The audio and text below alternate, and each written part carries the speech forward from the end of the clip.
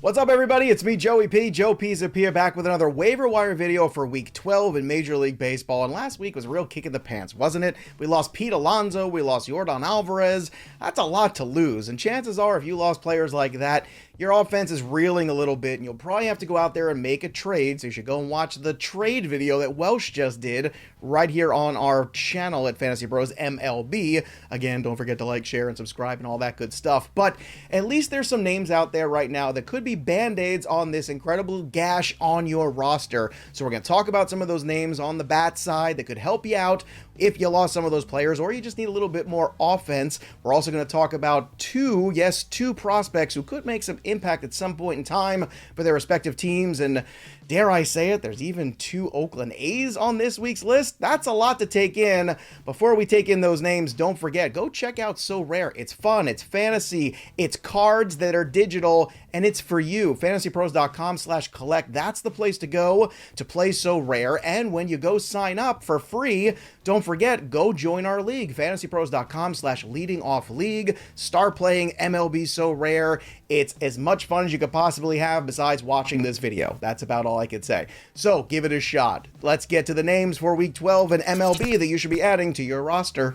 Let's kick things off this week with Jesus Sanchez, outfielder for the Miami Marlins, rostered in roughly 27% of leagues. Now, the Marlins have been a pleasant surprise in the National League East this year, and Sanchez is one of the reasons why.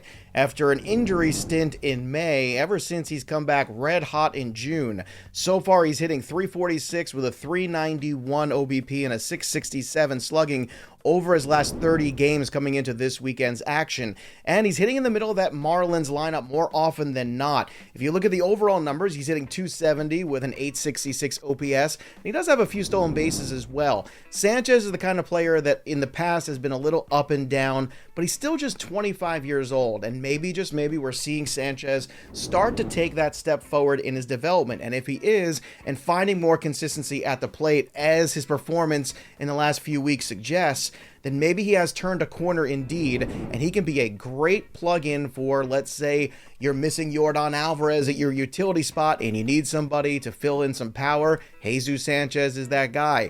Maybe you have Pete Alonso out. You need some power. Jesus Sanchez could be that guy. Again, middle of the order is a good thing. Power's a good thing. Good streak is a good thing. In fact, there's just so many good things when it comes to Jesus Sanchez. You should think about adding him to your roster in Week 12. Another guy fresh off the IL who might be able to help you is Ezekiel Duran, infielder / soon-to-be outfielder for the Texas Rangers. Now, Duran is an infielder by trade, but he's been getting some work in the outfield. Now that Corey Seager is back around, there isn't too much room at the in for him. However, now that he's getting some action in the outfield, the bat, as long as it stays hot, should keep him in the lineup. Duran is 8 for his last 22 with a .364 batting average, 2 doubles, and a homer, not to mention 5 ribbies and 6 runs scored. So Duran is getting it done right now. The position flexibility could also be a huge win as well. Overall in the season for 47 games, Duran has a .310 batting average, 3 stolen bases, and 8 homers. He does strike out a little too much, so consider that in some of those formats like the points leagues that give you big negatives on Ks. But I will say this, as long as Duran continues to hit, he is going to stay in this Texas Rangers lineup. And as long as he does that, he might deserve a place in your roster as well. So add Duran this week for position flexibility and another bat that's on a hot streak. All right, here we go. The unthinkable has happened. Here's one of 2 A's we're going to add this week in Week 12.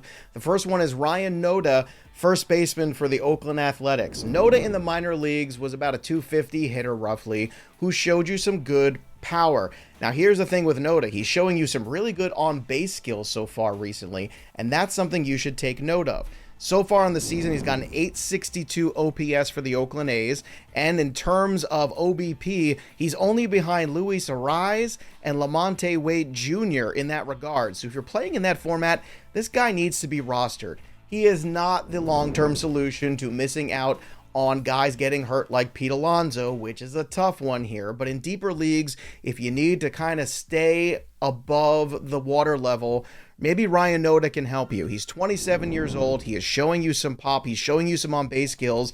And you know the A's don't really have anywhere else to go. In fact, they've actually been winning some games recently as well.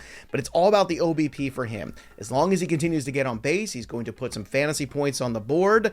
And he could be a huge win for you if he continues to keep up any sort of level of power. So over his last 5 games, he's hitting .263.